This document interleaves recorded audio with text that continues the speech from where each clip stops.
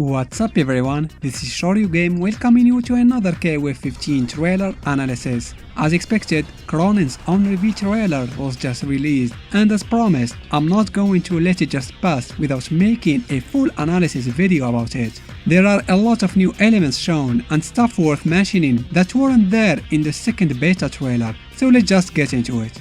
The trailer starts exactly as the one from before, a special intro between Krohnen and Kyo, where the former is mad at the latter just because he has the same name as his somewhat rival in previous games. A lot of you said in the comments of the last video that I should have mentioned that this rivalry between Krohnen/K49 and Kusanagi is a reference to Tetsuo and Kaneda from the Akira movie, as they were voiced by the same actors. I thought I already mentioned it in a previous video and I didn't want to repeat it again, but I guess I should have mentioned it this time too. Many of you haven't watched my previous videos after all.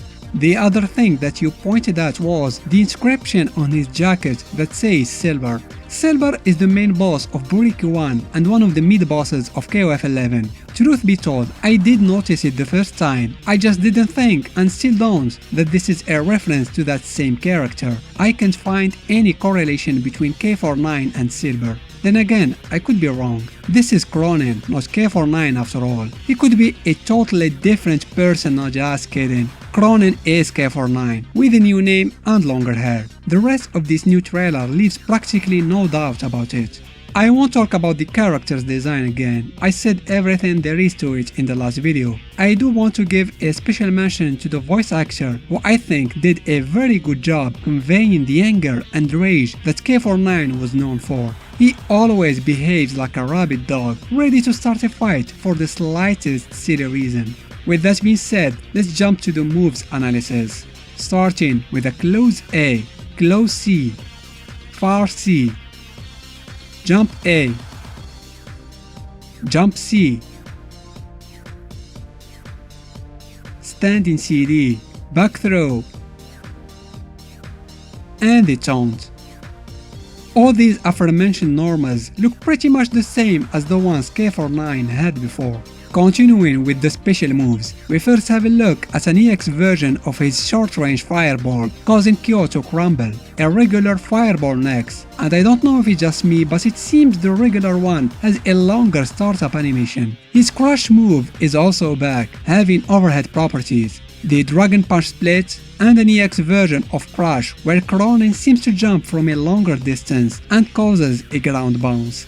The trailer has a second special intro, this time is against K-Dash, the most hated person on earth for K49. The fact that they showed this interaction and the way Krohnen talks and behaves leaves no doubt about K49 and Krohnen are one and the same person. K-Dash is not one to mince his words either. I look forward to see the entirety of this special intro, and I can't wait to see their win quotes against each other in the upcoming beta. Krohnen performs his level 1 super, You Get Lost 2, with his 5 shots. After that, he begins attacking with a crouch C, which used to have 2 hits and work as a sweep. I don't know if it's still the case in 15 though. Krohnen cancels this normal into his level 2 super, the Moon. Again, those moves' names have probably changed, but I'm going to refer to them as they were called before. Krohnen shows his basic combo with its down B, down A, and forward A. Next combo seems possible only in corners, starting with a special move Crush, down A, standing B, EX Fireball. He gets closer and then performs an EX DP, sending K-Dash high enough in the air to end the combo with another regular DP.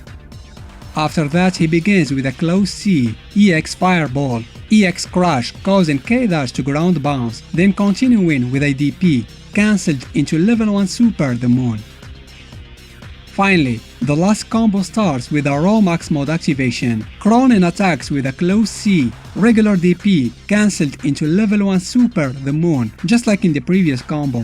But then he executes the level 2 variation of his other super, and we can see that Krohnen can hold his shot until K-Dash is at the right altitude. I assume the longer Krohnen holds the shot, the more damage it deals. However, even when K-Dash is knocked down and the combo has seemingly ended, Krohnen goes for his climax super, power losing control, and still manages to hit his opponent with it. This is not a new feature by the way. This desperation move could always hit already downed enemies, and that's the case with Nameless as well.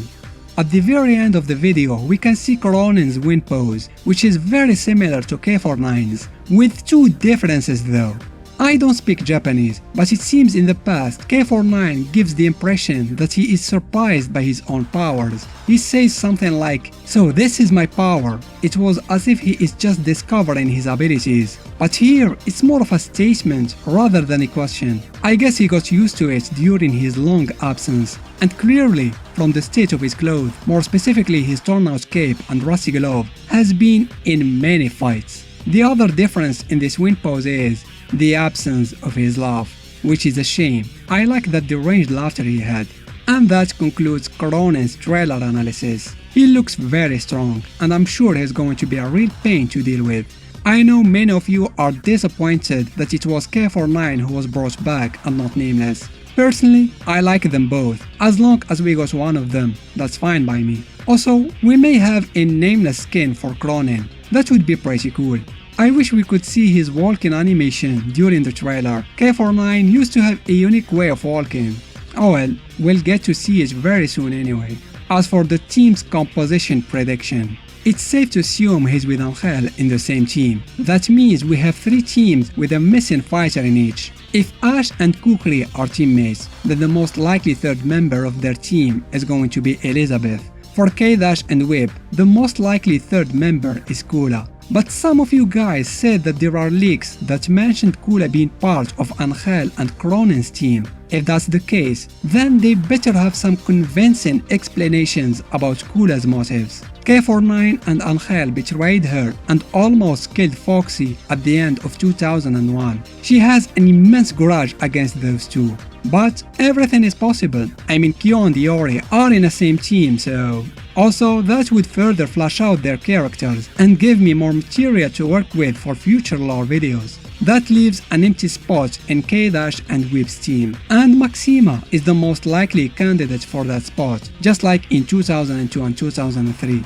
There is a final place for a single entry remaining, and I don't think it's reserved for the final boss of the game. I bet it's gonna be for good old Regalburn's team. I mean, Haydn still needs a rival, right? Otherwise, why would he be in a team called Rivals? I still wish if Regal could be with Vice and Mature though. That would have been perfect. That's it for now. I hope that was somewhat informative. Don't forget to give this video a thumbs up if you liked it and consider subscribing to the channel. Thanks for watching.